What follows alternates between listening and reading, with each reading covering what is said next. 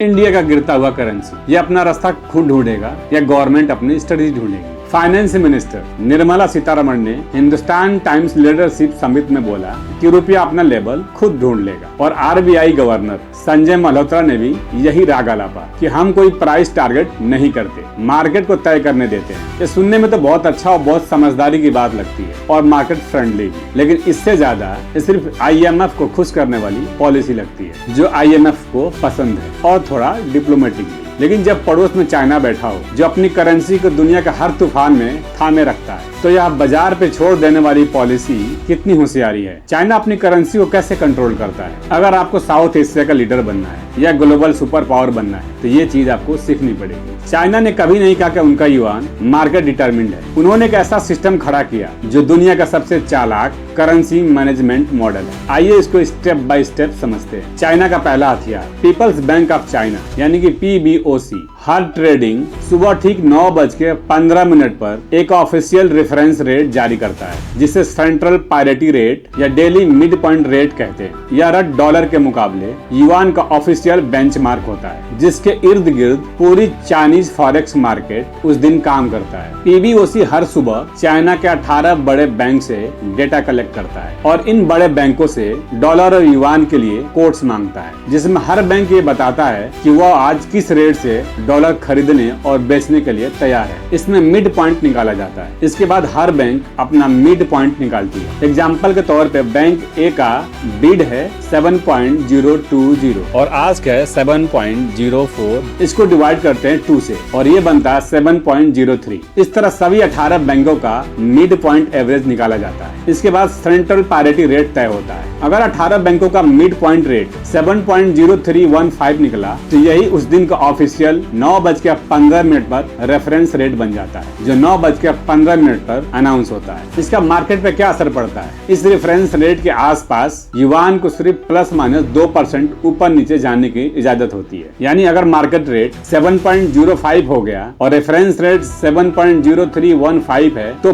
PBOC को signal मिल जाता है कि युआन कमजोर हो रहा है और इंटरवेंशन की जरूरत है। यह रेट मार्केट का गाइडलाइन होता है, लेकिन इसे PBOC इंजीनियर करती है। करेंसी फ्लोट भी होती है लेकिन एक पट्टे से बंधी हुई। देखने में तो आजाद लगता है लेकिन असल में इसको कंट्रोल किया जाता है। जब 2023 में युआन पे प्रेशर आया तो PBOC ने खुलकर बाजार में कूदने के बजाय अपने स्टेट ओन्ड बैंक्स को इशारा किया कि वो डॉलर बेचे और युआन खरीदे। रूटर्स ने 2 दर्जन से ज्यादा ऐसे मौके डॉक्यूमेंट किए जब रेगुलेटर ने बाजार को साइलेंटली क्लियर किया, किसी को पता भी नहीं चला और काम हो गया। फिर आता है capital control. Strict capital control की वजह से जब दुनिया में फाइनेंशियल पैनिक होता है तो हॉट मनी चाइना से भागती नहीं क्योंकि उसे निकलने का रास्ता नहीं मिलता है और यह चाइना की करेंसी की सबसे बड़ी ताकत है। अगला हथियार है क्राइसिस में फिक्स को लॉक करना। 2024 के आखिर में और 2025 की शुरुआत में जब युआन पर डेप्रिसिएशन का खतरा था तब PBOC ने मिड नवंबर से मिड जनवरी तक अपना डेली फिक्स लगभग हिलने नहीं दिया। यह बाजार को एक साफ पैगाम था कि हम यहाँ हैं और हम झुकने वाले नहीं। और आज जब इंडिया में डॉलर के मुकाबले रुपया गिर रहा है तो फाइनेंस मिनिस्टर का जवाब था कि डॉलर मजबूत हो रहा है, रुपया कमजोर नहीं हो रहा। First of all, I would look at it as not rupees fighting and look at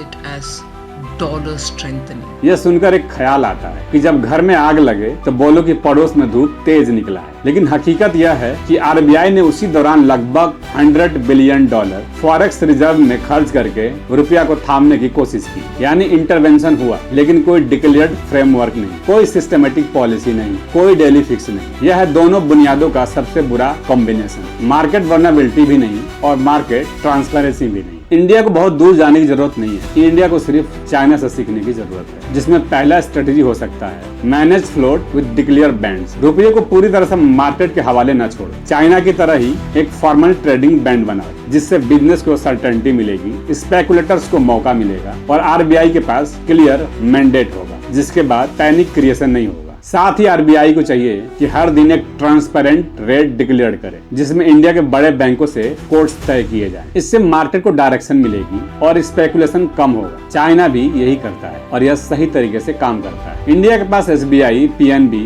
bank of Baroda जैसे पब्लिक सेक्टर के बैंक्स हैं। चाइना की तरह ही इनको भी कोऑर्डिनेटेड मैकेनिज्म में लाया जा सकता है ताकि जरूरत पड़ने पर फॉरेक्स मार्केट में साइलेंटली स्टेबिलिटी लाया जा सके और वो भी बिना रिजर्व जलाए। लॉन्ग टर्म FDI खुला खुला रख सकते हैं और साथ ही हॉट मनी पर लगाम लगाया जा सकता है, जिसमें लॉन्ग टर्म एफडीआई को खुला रखो लेकिन स्पेकुलेटिव शॉर्ट टर्म फ्लो पर रिस्ट्रिक्शन लगाओ, क्योंकि जब पैसे एक झटके में आता है तो वही एक ही झटके में भाग भी जाता है और यह रुपये को डुबो देता है। डिजिटल करेंसी को सीरियसली लो। चाइना का डिजिटल युआन 2025 तक $2.3 ट्रिलियन ट्रांजैक्शन का आंकड़ा पार कर चुका है, लेकिन इंडिया का डिजिटल रुपया अभी भी एक छोटे से पायलट में कैद है। अगर हमें मॉनेटरी सॉवरेनिटी चाहिए तो डिजिटल करेंसी को एक टॉय की तरह नहीं बल्कि एक टूल की तरह यूज करना होगा। इसका ये मतलब नहीं कि इंडिया को चाइना का मॉडल ब्लाइंडली कॉपी करना है, बल्कि उसको देखते हुए अपनी एक अच्छी स्ट्रेटेजी और पॉलिसी बनाना है। फाइनेंस मिनिस्टर का यह कहना कि रुपया अपना लेवल खुद ढूंढ लेगा शायद IMF को खुश कर सकता हो, लेकिन एक ऐसी दुनिया जहां चाइना, जापान, अमेरिका और यूरोप सब अपनी करेंसी को